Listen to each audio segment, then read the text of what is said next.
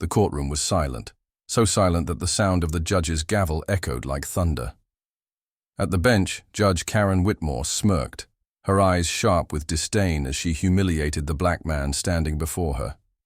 To her, he was just another defendant, someone she could belittle without consequence. Her words cut like knives, dripping with arrogance and prejudice as the crowd looked on in uneasy silence. But what no one knew, not even the judge herself, was that the man she mocked wasn't who she thought he was. 7 minutes later, the entire courtroom would erupt in shock as the tables turned in the most humiliating way possible, and the judge would find herself in handcuffs. The courthouse stood like an ancient fortress against the skyline, its gray, stone walls bathed in the pale morning light. Inside, the air was thick with tension and the sharp scent of polished wood. The courtroom was crowded, filled with murmurs that swirled like restless whispers under the high, arched ceiling.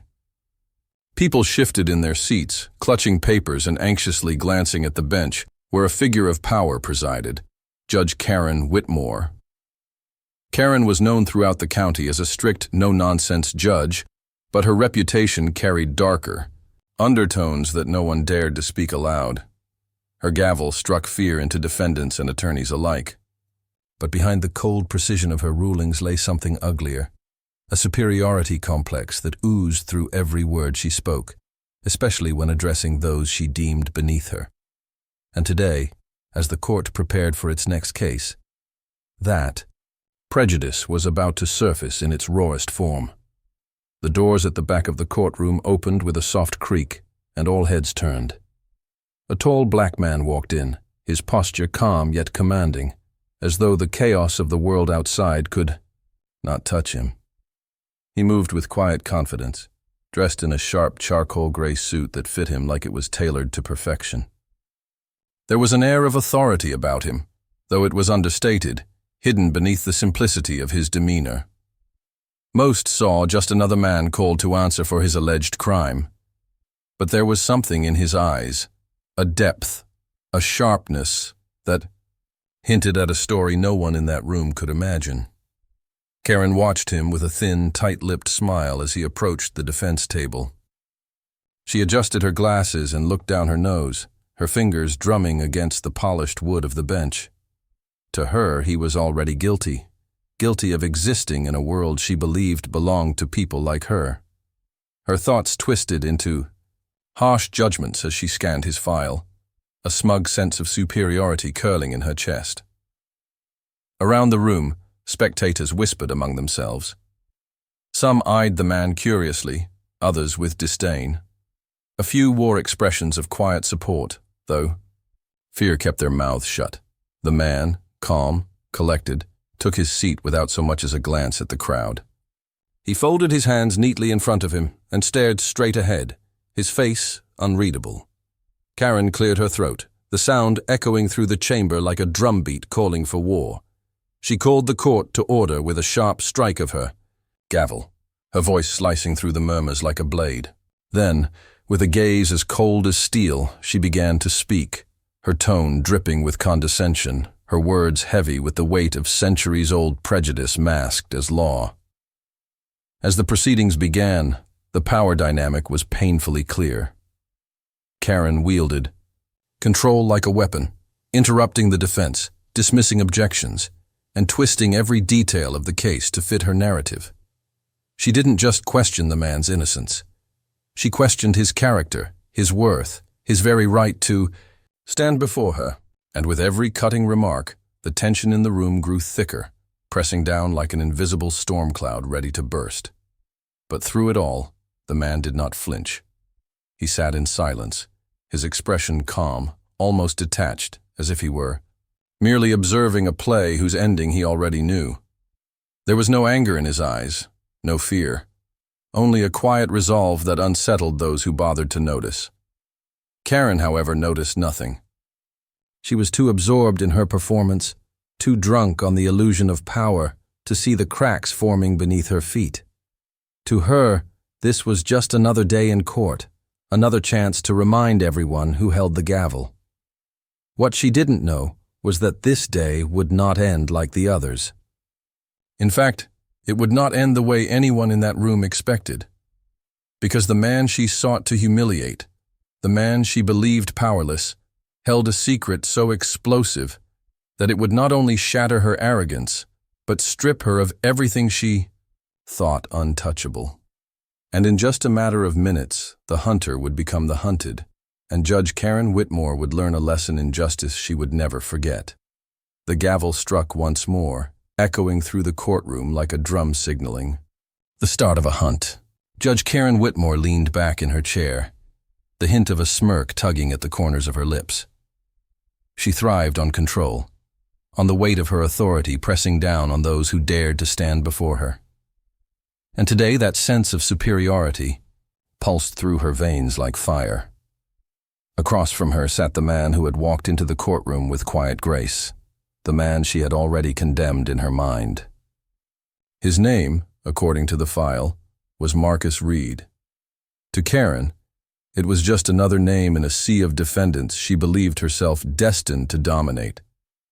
Marcus sat calmly at the defense table, his posture impeccable, his eyes forward. He radiated an air of composure so unwavering that it unsettled those who paid attention. But most didn't notice. Most were too focused on the sharp words spilling from Karen's mouth, words that dripped with venom masked as legal authority. She questioned his character, his upbringing, his credibility, all with a tone laced in superiority. She picked apart his past, twisting it into a weapon against him. Every word was a strike meant to diminish him, to grind him beneath the weight of her judgment. The courtroom murmured with hushed voices. Some spectators shifted uncomfortably, others smirked in cruel satisfaction. Karen basked in the attention, her ego swelling with every second of dominance. She believed herself untouchable, the law incarnate. But Marcus remained unshaken. He didn't argue, didn't flinch. His face was carved from stone, his expression calm, almost amused. He let her speak, let her build her towering walls of arrogance brick by brick, walls she believed could never fall. And then, something curious happened. When Karen paused to review a document, Marcus's gaze flickered. Not at her, but at the bailiff standing near the door. It was subtle, so quick that no one else noticed, but the look in his eyes was sharp, commanding, a silent signal that carried weight. The bailiff stiffened slightly, his expression betraying a flicker of recognition, then quickly returned to neutrality. Karen, oblivious, continued her tirade. She spoke of Marcus as if he were an object rather than a man, her tone coated in thinly veiled contempt. She made sly remarks about his background, implying things she didn't dare say outright but made sure everyone understood. Every word was a dagger aimed at his dignity. And still Marcus said nothing. Instead, he began to observe her, really observe her. His eyes trailed over the pearls at her neck, the crisp lines of her robe, the diamond ring on her finger that glittered under the sterile courtroom lights. His gaze wasn't that of a man beaten down. It was the gaze of someone cataloging details, someone who already knew how this story would end. The tension in the room grew thicker with each passing minute. It was like watching a storm gather on the horizon, a storm no one realized was about to hit. The spectators leaned in, drawn to the spectacle of Karen's cruelty, unaware that they were witnessing the prelude to her undoing. Karen slammed her gavel again, her voice rising as she chastised Marcus for his lack of respect, though he had shown nothing but quiet restraint. She accused him of arrogance, of thinking he was above the law. Her words sliced through the air, each one harsher than the last, feeding her own sense of power. And then Marcus spoke. His voice was calm, deep, and steady. So steady it seemed to quiet the room without effort. He didn't raise it, didn't match her venom. Instead, he spoke with a tone that carried weight, a tone that suggested control in its purest form. Whatever he said, it wasn't an argument. It was a statement, a reminder. Something so precise, so deliberate, that for the first time, Karen's expression faltered. It was just for a heartbeat, a flicker of uncertainty crossing her face before she smoothed it over with practiced arrogance. But Marcus saw it. He knew she felt it. The whispers in the gallery grew louder. People leaned toward one another, trying to catch what had shifted, what invisible thread had tightened between the two figures locked in this silent war. Karen snapped back quickly, her pride refusing to let go. She raised her voice, drowning the room in harsh commands, her gavel striking like a weapon. She thought she was regaining control. She thought her throne was secure. But as Marcus leaned back in his chair, crossing one leg over the other with deliberate ease, there was a quiet smile at the corner of his lips, a smile no one could quite decipher. It wasn't mockery. It wasn't fear. It was something far more dangerous. Certainty. And then came the first crack in Karen's armor. The double doors at the back of the courtroom opened, and two uniformed officers stepped inside. Their presence drew murmurs from the crowd, heads turning in confusion. Karen glanced up briefly, her brow furrowing. Court security was already in place. Why were these officers here? The officers didn't speak. They simply stood by the door, their posture rigid, their eyes scanning the room. One of them locked eyes with Marcus for a split second and gave the faintest nod, a gesture so discreet it might have gone unnoticed. But Karen noticed, and something in her chest tightened. She tried to push it down, tried to keep her voice steady as she continued her verbal assault. But the words didn't have the same bite now. There was a tremor, a hairline crack in the facade of confidence she wore like armor. Marcus didn't speak again. He didn't need to. His silence spoke louder than her shouting. Every second that ticked by felt heavier, thicker, as if the air itself had changed. Karen's gavel struck once more, but this time the sound didn't echo power. It sounded hollow, fragile, like something about to break. And then, just as she opened her mouth to deliver what she thought would be the final blow, the bailiff stepped forward, his voice cutting through the tension like a blade. His words were crisp, formal, and devastating. Karen froze. The entire courtroom erupted into gasps, the walls seeming to close in as reality shattered around her. The officers by the door began to move forward, not toward Marcus, but toward the bench, toward her. The bailiff's voice cut through the air like a blade, sharp, authoritative, final. The words hung in the silence, electrifying the room. For a moment it felt as though time stopped. Every whisper, every rustle of fabric ceased. The only sound was the rapid pounding of Karen's heart, each beat like a drum of dread echoing in her ears. She blinked, her perfectly painted face frozen in disbelief. Surely she had misheard. Surely this was some kind of mistake. This was her courtroom. She was the law here. Nothing happened without her say-so, but then the bailiff spoke again, his voice steady and unyielding as he repeated the order. "Judge Karen Whitmore, you are under arrest." Gasps erupted like an explosion, rippling through the gallery. Spectators craned their necks to see, their eyes wide with shock and disbelief. Some covered their mouths, others exchanged frantic whispers. Reporters who had come for a routine case suddenly found themselves witnessing the scandal of the decade. Karen's mouth opened, then closed, no words forming. Her grip tightened on the gavel as though its weight could anchor her, as though it could keep her from drowning in this sudden storm. This is absurd," she stammered, her voice trembling despite her desperate attempt to sound authoritative.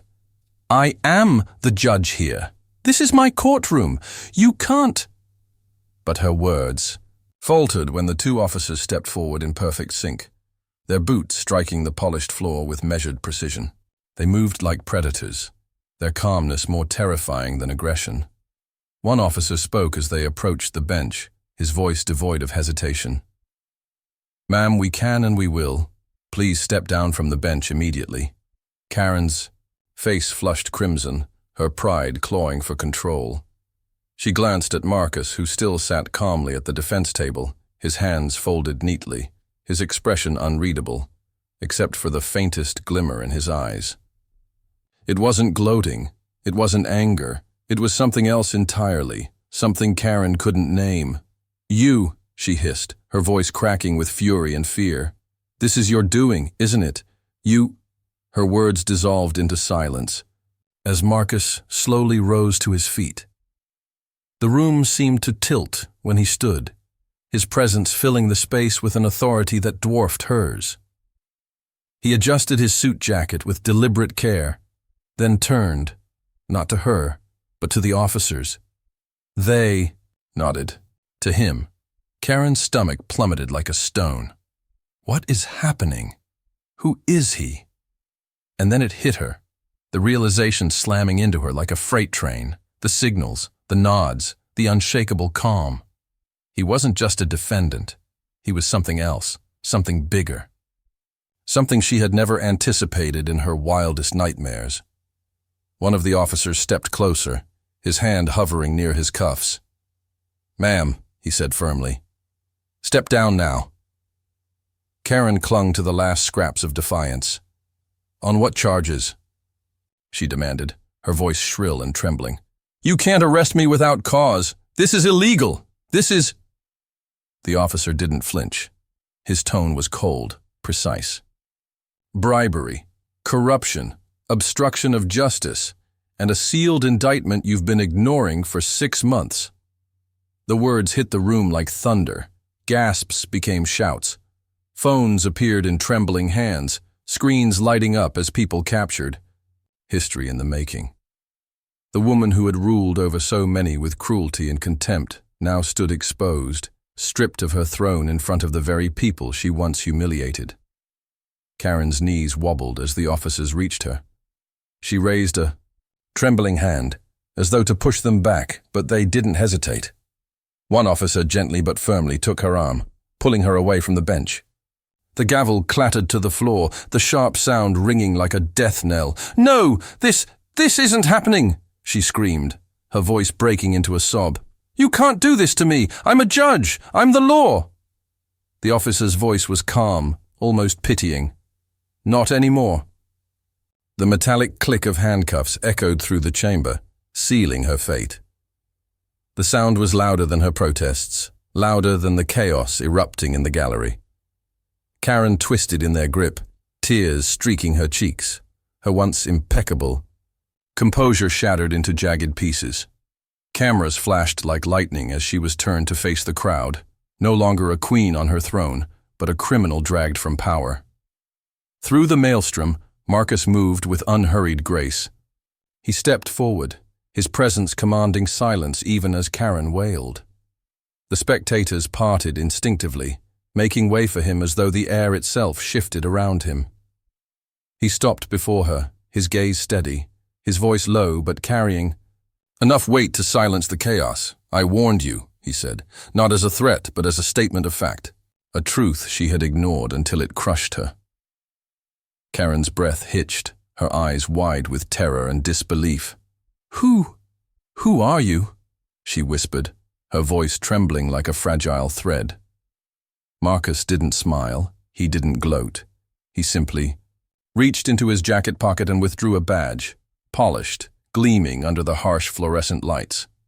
He held it up for the world to see, and the room collectively gasped again. Federal Investigator. Department of Justice. Karen's legs buckled, her world collapsing in an instant. Every ounce of arrogance drained from her as reality sank its claws deep. She had mocked him, she had tried to break him, and all along he had been the one with the power, not just power, but the law itself. He leaned in slightly, his voice so soft only she could hear. 7 minutes, he said. That's how long it took for justice to turn. Her tears fell harder, as the officers led her away, her cries echoing down the hallway like the final notes of a tragic symphony. The spectators watched in stunned silence, their minds struggling to reconcile the image of the woman who once ruled this room with the one now being dragged from it in chains. Marcus turned back to the bench, his eyes sweeping over the gavel lying on the floor. Slowly, deliberately, he bent down and picked it up, weighing it in his hand for a moment before setting it back on the desk. The symbol of her power abandoned. Without another word, he walked out of the courtroom, his step steady, his expression calm. Behind him, chaos reigned. Journalists scrambling for footage, whispers rising like a storm, and the memory of a lesson carved into the walls of that chamber forever. Arrogance always falls. The echo of Karen Whitmore's footsteps down the courthouse hallway was muffled by the sound of clinking handcuffs and the frantic murmur of reporters chasing the story like wolves on fresh prey. Her designer heels, once a symbol of dominance and control, now clicked unevenly against the polished marble floor. Her face, once poised with icy authority, was a canvas of ruin. Mascara streaked her cheeks, her lipstick smudged, her hair falling out of its perfect twist. Camera flashes burst like lightning, each one capturing the fall of a queen. Questions bombarded her from every direction. Judge Whitmore, is it true you accepted bribes? How long have you been under investigation? Do you have anything to say to your victims? Karen turned her face away, but the cameras were relentless. She had presided over hundreds of lives from that bench, sending people to jail without blinking, humiliating them with cutting remarks. And now, she was the one being paraded like a criminal. The officers didn't slow. They moved her through the chaos, their grips firm but controlled, leading her toward the waiting black SUV. The sound of chains was a cruel soundtrack to her unraveling life. For Karen, time seemed fractured.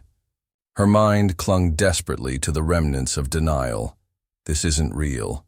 It's a mistake. It's a misunderstanding. But the badge, his badge, flashed in her memory like a brand burned into her soul. Marcus, the man she had mocked, insulted, belittled. The man she thought powerless. Her humiliation burned hotter with every step. She had called him boy. She had accused him of being uneducated, unworthy, untrustworthy, all with that smug smirk she wore like armor. And all along, he was the one holding the strings. When they finally pushed her into the SUV and shut the door, Karen felt the cold metal of the cuffs bite into her wrists. She stared at her trembling hands and, for the first time in years, felt something she thought she had killed long ago. Fear. Real, suffocating fear. Inside the courtroom, back in the courtroom, the chaos continued. Spectators buzzed with a feverish energy, their voices tumbling over one another in disbelief and exhilaration.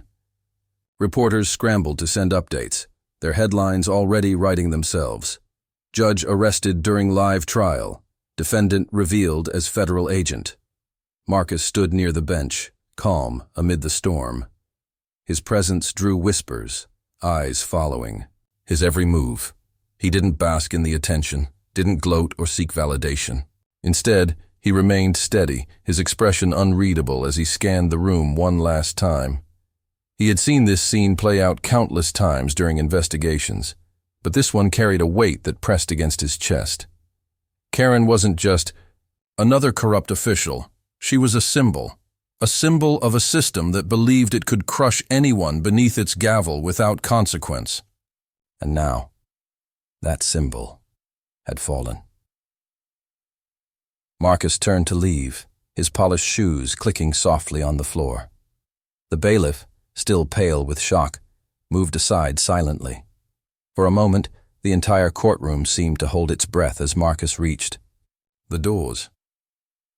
Then, with a quiet push, they swung open, flooding the room with sunlight, a stark contrast to the darkness that had filled it minutes ago. The press conference outside, the scene had transformed into a media frenzy. Cameras lined the steps of the courthouse, microphones thrust forward like weapons ready to capture every word. Police had cordoned off the area, but that didn't stop the sea of reporters from pressing closer, hungry for the man at the center of the storm. Marcus stepped into the sunlight, his tall frame casting a long shadow across the steps. The hum of voices swelled into a roar as he approached the podium, hastily set up for the press briefing. Reporters shouted questions, their voices overlapping in a chaotic symphony. Agent Marcus Cole, how long has this investigation been going on? Was this a sting operation? Did Judge Whitmore resist arrest? Marcus raised a hand, and like an ocean bowing to the tide, the noise settled into silence. He adjusted the microphone, his deep voice carrying with effortless authority. "This morning," he began, his tone calm and deliberate, "a corrupt official was removed from power. Judge Karen Whitmore has been taken into custody following a federal investigation into bribery, case tampering, and abuse of authority." Gasps rippled through the crowd, cameras clicking like machine guns. Marcus continued, his words measured, each syllable slicing through the frenzy like a blade.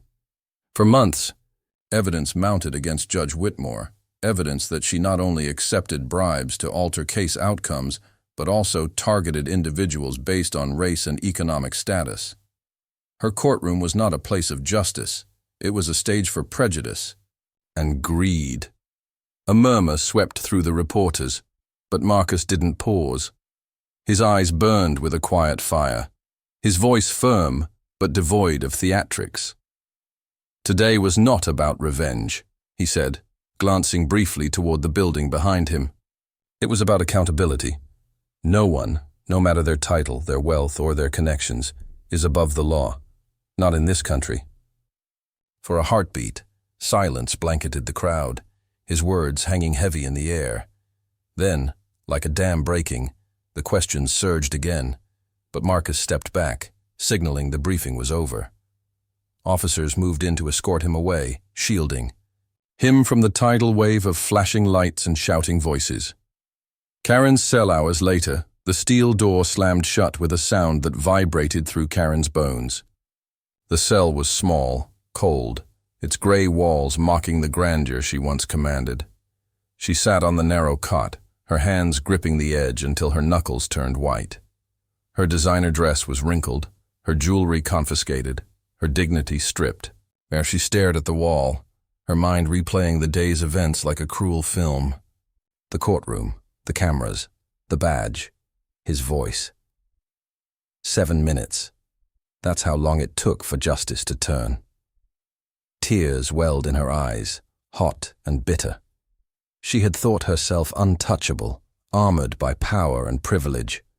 But in the end, her own arrogance had been her undoing. And now, as the echo of laughter and whispers haunted her from the corridor beyond, she felt the weight of the truth pressing down on her like an iron shroud. Marcus's quiet victory. Meanwhile, Marcus sat in a black SUV parked a few blocks away, the chaos of the courthouse now just a distant hum. He leaned back in his seat, the weight of the day settling on his shoulders. His phone buzzed. A message from his team confirming Karen's transfer to a federal detention facility. He allowed himself a small exhale but not a smile. This wasn't a victory to celebrate. It was a victory to remember. For every Karen Whitmore, there were others, still hidden in the shadows of power, waiting to be unmasked. His job wasn't done. It never would be. As the SUV pulled away, Marcus glanced out the window at the city skyline bathed in twilight. The day was ending, but the fight for justice never truly did. The aftermath, a lesson for millions by nightfall, the news had gone viral. Every major network carried the story, social media ablaze with hashtags. Justice served. Judge Whitmore arrested.